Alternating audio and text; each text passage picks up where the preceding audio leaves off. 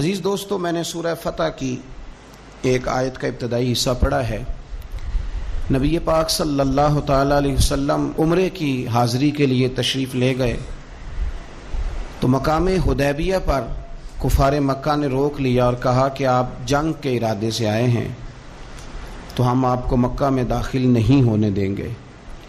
اللہ کے پیارے رسول صلی اللہ تعالی علیہ وسلم نے جناب عثمان غنی رضی اللہ تعالیٰ عنہ کو اپنا سفیر مقرر کر کے مکہ شریف میں بھیجا اور حضور نے فرمایا عثمان انہیں جا کے بتاؤ کہ ہم جنگ کرنے نہیں آئے، ہم تو اللہ کے گھر کا طواف کرنے آئے۔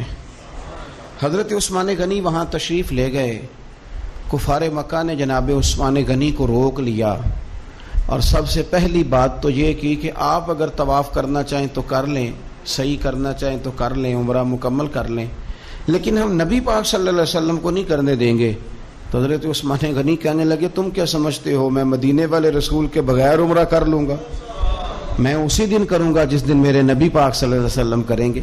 یہاں بھی کچھ صحابہ نے کہا مقام حدیبیہ میں کہ عثمان کو اللہ نے موقع دے دیا ہے، وہ تو راج راج کے کعبے کی زیارت کریں گے اور وہ کھل کے طواف کریں گے، وہ صحیح کریں گے، وہ حجر اسود کے بوسے لیں گے۔ صحابہ یہ باتیں کر رہے تھے تو حضور غور سے دیکھ رہے تھے۔ جب بات ختم ہوئی تو فرمایا فکر نہ کرو میرا عثمان، میں فکر نہ کرو میرا عثمان میرے بغیر طواف نہیں کرے گا۔ ہاں مجھے کیا غرض تھی نماز سے، مجھے کیا خبر تھی سجود کی، یہ تو تیرے نقش پا کی تلاش تھی جو جھکا رہا میں نماز میں۔ اور اقبال کہنے لگے اذاں تو ازل سے تیرے عشق کا ترانہ بنی، اور نماز تو اس کے نظارے کا ایک بہانہ بنی۔ وہاں سے خبر موصول ہو گئی کہ حضرت عثمان غنی کو شہید کر دیا گیا۔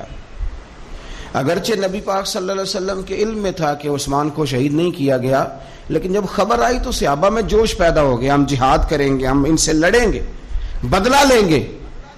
جو اچھا لیڈر ہوتا ہے وہ قوم کے جذبات ٹھنڈے نہیں کرتا بلکہ جذبات کو صحیح رستہ دکھاتا ہے۔ وہ جب صحابہ میں جوش پیدا ہوا نا کہ عثمان غنی کا بدلہ لینا ہے، تو نبی پاک صلی اللہ علیہ وسلم نے ایک درخت کے نیچے سب کو بلایا، فرمایا میرے ہاتھ پہ بیعت کرو کہ تم جہاد کرو گے اور جہاد میں ثابت قدم رہو گے، میرے ہاتھ پہ بیعت کرو۔ نبی پاک علیہ السلام نے فرمایا جن جن نے وہاں بیٹھ کر میرے ہاتھ پہ بیعت کی تھی، اس آیت کے بعد اللہ نے وعدہ کر لیا ان میں سے کوئی بھی دوزخ میں نہیں جائے گا، سارے جنتی ہو گئے۔ سن لو بات، اس کو اچھی طرح سمجھ لو، اچھی طرح۔ یہ قرآن مجید ہے، یہ خاص نقطہ ہے، اس کو اپنے دل میں جگہ دینا۔ انہوں نے جہاد کیا نہیں، جہاد پر بیعت کی، وہ لڑنے گئے نہیں، لڑنے کا پختہ ارادہ کیا، ابھی کفر کے مقابلے میں کھڑے نہیں ہوئے تو اللہ تعالیٰ نے جنتی قرار دے دیا۔ میں کہا کرتا ہوں کہ چلو جہاد جب آئے گا تب تو دیکھی جائے گی، ارادے تو کرو نا۔ رب تو ارادوں پر ہی جنت کے وعدے فرما دیتا ہے، ارادوں پر ہی۔ ہماری نیتیں ہی نہیں بنتی، ہمارا پروگرام ہی نہیں بنتا، ہمارا کوئی ایسا ذہن ہی نہیں بنتا۔ تو حضرت عثمان غنی کا یہ مرتبہ ہے کہ ان کے تعلق سے اگر میٹنگ بھی بیٹھے، بیعت بھی ہو، تو اللہ تو ان بندوں سے بھی راضی ہو جاتا ہے جو ان کے لیے اکٹھے ہوتے۔ حضرت عثمان غنی میرے نبی پاک علیہ السلام کے صحابہ میں جید ترین آدمی، اور یہ حضور کے داماد ہیں۔ نبی پاک کی 4 بیٹیاں ہیں، اور یہ بات قرآن پاک سے ثابت ہے، کل ازواجک و بنات، اے محبوب اپنی بیویوں سے بھی کہہ دو اور بیٹیوں سے بھی کہہ دو۔ اللہ نے قرآن میں بیٹی نہیں کہا، بنات کہا۔ سورہ احزاب دیکھ لیجئے گا، اپنی بیویوں سے کہہ دو اور اپنی، تو بیٹیاں جو ہوتی ہیں وہ ایک ہوتی ہے۔ لوگ عمروں کا حساب لگاتے پھرتے ہیں، عمروں کا، اتنی عمر میں شادی ہو تو او خدا کے بندے تو کس چکر میں پڑ گیا؟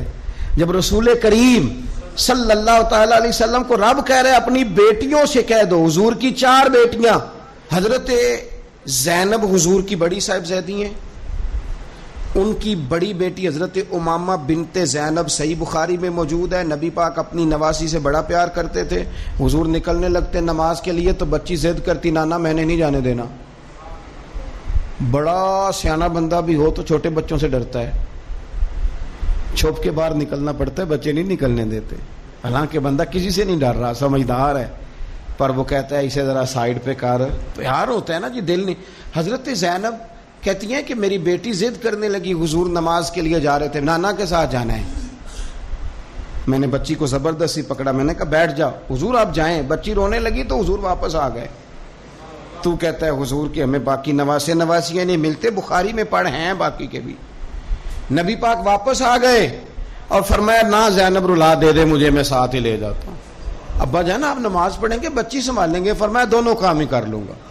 حضور لے آئے جناب امامہ کو، اللہ اکبر کہہ کے نیت باندھی تو یہاں نواسی کو اٹھایا ہوا ہے، گویا نماز بھی ہو رہی ہے اور نواسی کی دل جوئی بھی ہو رہی ہے۔ امامہ بنت زینب کو حضور نے اٹھایا ہوا ہے۔ اللہ کے رسول رکوع میں گئے تو بچی کو کھڑا کر، شہزادی حضور کی زلفوں سے کھیلتی رہی، سجدے میں گئے تو زلفوں سے کھیلتی رہی، حضور پھر اٹھے تو بچی کو پھر اٹھا لیا۔ تو میرے رسول پاک کی 4 بیٹیاں، میں نے قصداً آج کچھ ایسی روایات آپ کے سامنے رکھنی ہے جس میں صرف حضرت عثمان غنی کی شان نہ ہو، جناب رقیہ کا بھی ذکر ہو۔ حضور نے حضرت رقیہ رسول پاک صلی اللہ علیہ وسلم کی دوسری صاحبزادی، سب سے بڑی جناب زینب ہے، دوسری رقیہ ہے، ان کا نکاح حضرت عثمان غنی کے ساتھ فرمایا۔ اور حضرت عبداللہ بن حزم فرمایا کرتے تھے سارے صحابہ ہی سونے تھے، پر صحابہ میں جو سب سے سونے تھے وہ حضرت عثمان غنی تھے۔ اونچا لمبا قد تھا، گھنی داڑھی تھی، حسن تھا، جمال تھا، اور شرمیلے تھے حضرت عثمان غنی، حیا والے تھے۔ حضرت اسامہ بن زید رضی اللہ تعالیٰ عنہ فرمانے لگے، یہ طبرانی کی حدیث ہے، حضرت اسامہ بن زید کہتے ہیں گھر میں نہ سالن پکا نبی پاک صلی اللہ علیہ وسلم، حضور نے سالن کھایا تو بڑا مزیدار لگا۔ یہ بھی دل کا انوکھا سودا ہے۔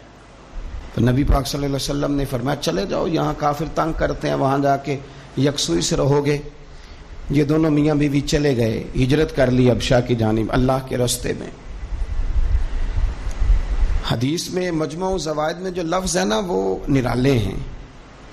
صحابہ فرماتے ہیں حضور ہر آنے جانے والے سے پوچھتے میری رقیہ کا کیا حال ہے، میرے عثمان کا کیا حال ہے، لیکن خبر نہ کوئی ملتی، حضور پریشان رہتے۔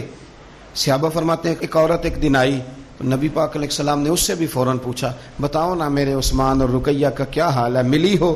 کہنے لگی یا رسول اللہ میں مل کے آئی ہوں، عثمان کو تو اللہ نے شان ہی بڑی دی ہے، وہ مٹی کو بھی ہاتھ لگاتا ہے تو رب اسے سونا بنا دیتا ہے، وہ تو کمال ہو گئی۔ اللہ کے حبیب وہ بڑے سکون میں ہیں، سکھی ہیں۔ اب حضور نے بیان کیا مجموع زوائد میں اور تاریخ الخلفاء میں امام سیوطی علیہ رحمہ نے اس کو لکھا۔ اب یہاں نبی پاک علیہ السلام فرمانے لگے، حضور فرمانے لگے اللہ کے نبی حضرت لوط علیہ السلام وہ تھے جنہوں نے اپنی بیوی کے ساتھ اللہ کے رستے میں ہجرت کی تھی۔ حضرت لوط علیہ السلام، ہجرت بہت بڑا مقام ہے اگر کوئی دین کے لیے کرے، لیکن صحابہ نے ہجرت کی تو اکیلے اکیلے، حضرت ابو بکر بھی ہجرت کر کے گئے تو اکیلے، حضرت عمر بھی گئے تو اکیلے، لیکن حضور فرمانے لگے انبیاء میں سے حضرت لوط علیہ السلام نے ہجرت کی تھی اپنی بیوی کے ساتھ، چونکہ گھر والوں کو لے کے ہجرت کرنا مشکل ہوتا ہے، جو کام مشکل ہو اس پہ اجر بھی زیادہ ملتا ہے۔ حضرت لوط نے ہجرت کی تھی اپنی بیوی کو لے کے، فرمایا جناب لوط سے لے کر آج تک دوبارہ اگر کسی جوڑے کو ہجرت کرنے کی سعادت ملی ہے تو میرے عثمان اور میری بیٹی رقیہ کو ملی ہے۔ فرمایا عثمان نے اپنی بیوی سمیت ہجرت کی ہے، حضرت لوط علیہ السلام سے لے کر عثمان غنی تک۔ اگر کبھی آپ اس پہلو کو سمجھیں تو بڑا ذائقہ دے گا کہ گھر بار چھوڑا ہے، ہر چیز قربان کی ہے، کس لیے؟ اللہ اور اللہ کے رسول کے لیے۔ تو یہ پہلا نبی پاک صلی اللہ علیہ وسلم نا اس جوڑے سے پیار کرتے، حکمتیں۔ ہمارے ہاں پتہ کیا ہوتا ہے، کچھ دکھ نا ہم نے جان بوجھ کے گھڑ لیے ہیں، وہ دکھ نہیں ہیں، جان بوجھ کے۔ مثلا ابا جی گئے بیٹی کے گھر میں شادی کے 2 4 5 مہینے کے بعد، تو واپس آ کے ابا جی رو پڑے، کیا ہو گیا جی آپ کو؟ کہتے ہیں اوہو میری تھی تے اتنے کام ہی بڑے کر دی پئی، میں نے بڑے لاڈوں سے پالی تھی، بڑی لاڈلی تھی، وہ میں گیا ہوں چولہے کے آگے کھڑی تھی۔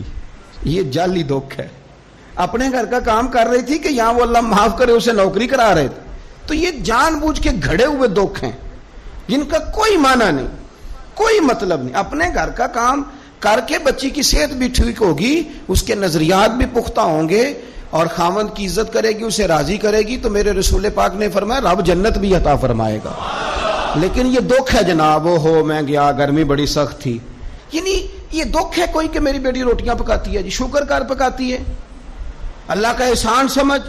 یہ تو دور ہے وسوسوں کا. میں تو کہتا ہوں اس میں جو بندہ زیادہ مصروف ہے نا، اس کو روٹی کھانے کا ٹائم بھی مشکل سے ملتا ہے، وہ بھلا آدمی ہے.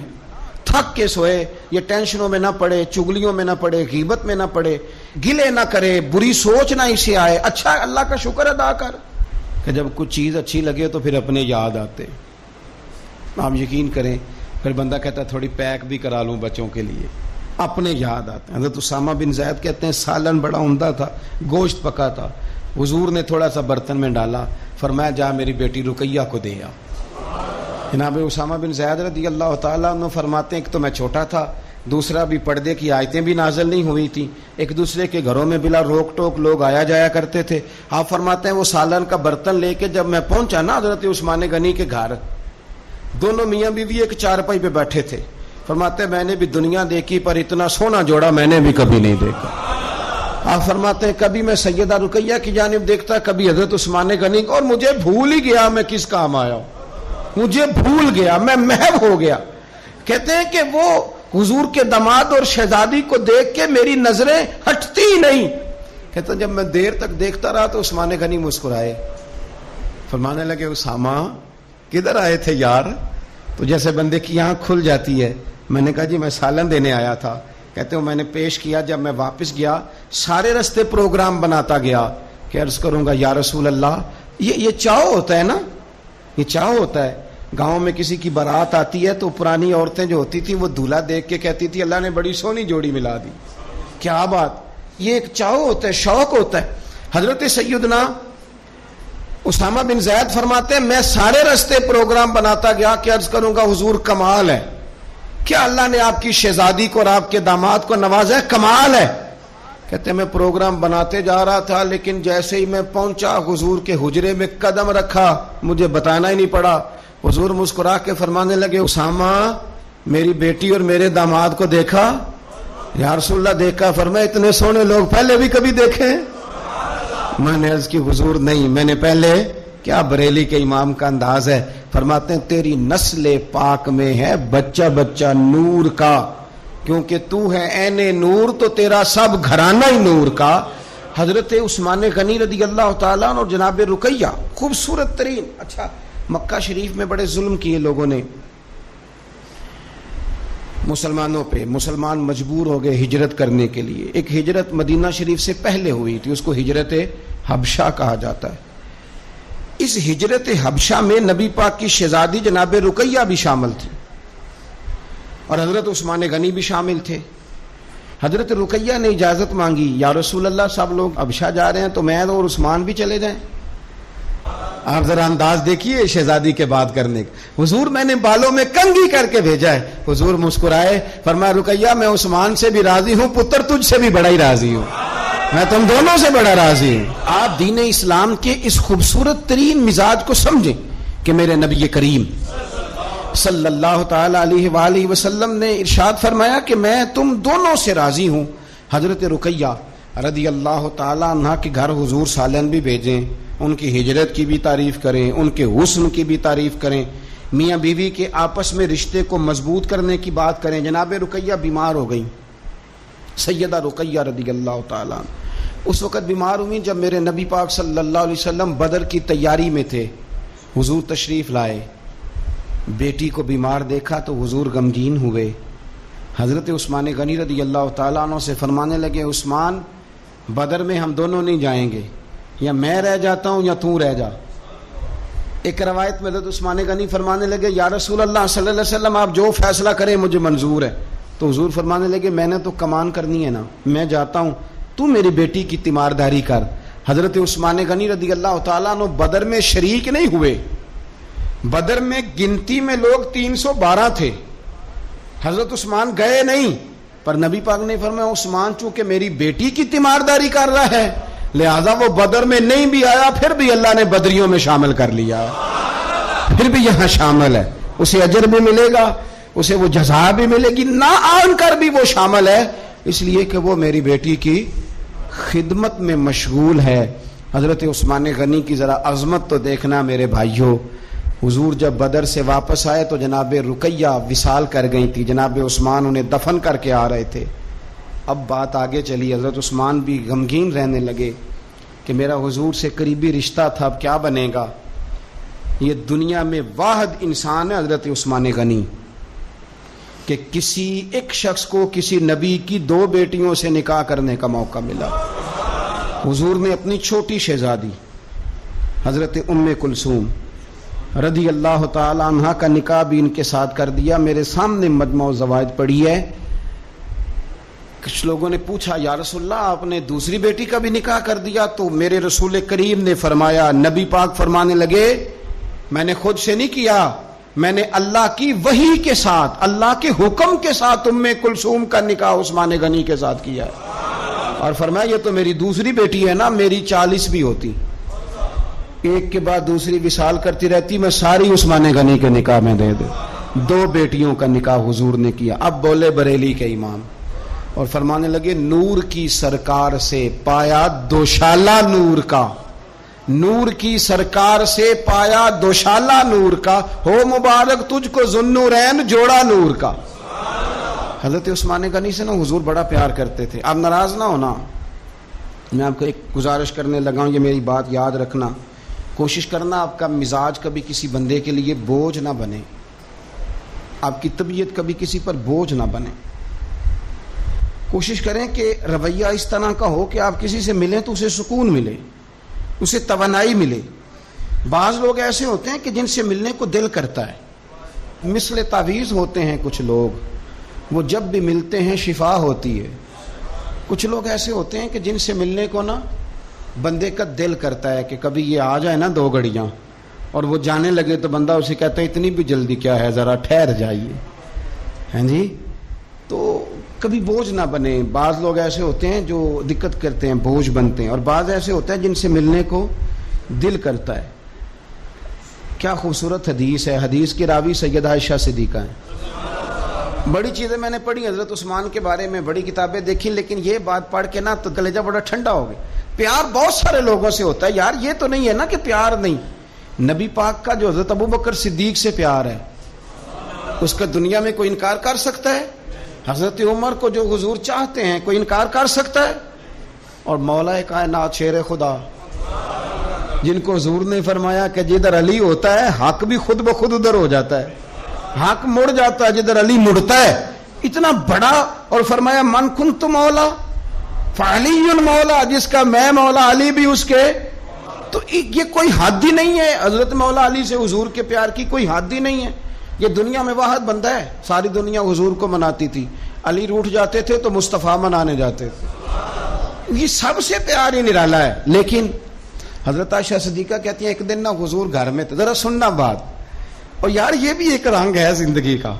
اور مطلب آپ کیا سمجھتے ہیں کہ وہ جو لیڈر ہے اس کے سینے میں دل کوئی نہیں، وہ جو سیٹھ ہے اس کے سینے میں، آپ کا کیا خیال ہے کہ جو مفتی ہو گیا تو اس کے سینے میں دل نہیں رہا، جو پیر ہو گیا تو کیا اس کے سینے میں پتھر بن گیا، دل نہیں دھڑکتا؟ درد اگرچہ جان گزل ہے، کیا کروں، دل ہے. غم عشق اگر نہ ہوتا تو غم روزگار ہوتا. یہ ہوتا ہے، دل میں درد بھی ہوتا ہے، کسی کو ملنے کو بھی دل چاہتا ہے، انسان سفر بھی کرتا ہے، کبھی وہ کہتا ہے کہ اور کوئی نہ ہو، میں ہوں، میرا محبوب ہو. دل جو ہوا کیا کیا جائے.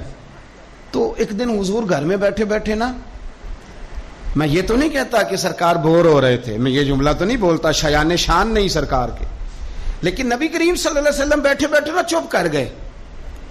اور دیر کے بعد حضور نے فرمایا، عائشہ تھی سیدہ عائشہ صدیقہ، سیدہ حفصہ تھی، حضور نے فرمایا عائشہ کسی صحابی کو بلاؤ مجھ سے باتیں کرے. یعنی یہ پہلو نرالا ہے، کسی کو بلاؤ ذرا مجھ سے باتیں کرے. تو جناب عائشہ کہتی ہیں میں نے آؤ دیکھا نہ تاؤ دیکھا، بیٹیاں تو بات ہی باپ کی کرتی ہیں، اور نمبر دوسرا لگ جائے تو پھر بھائیوں کی.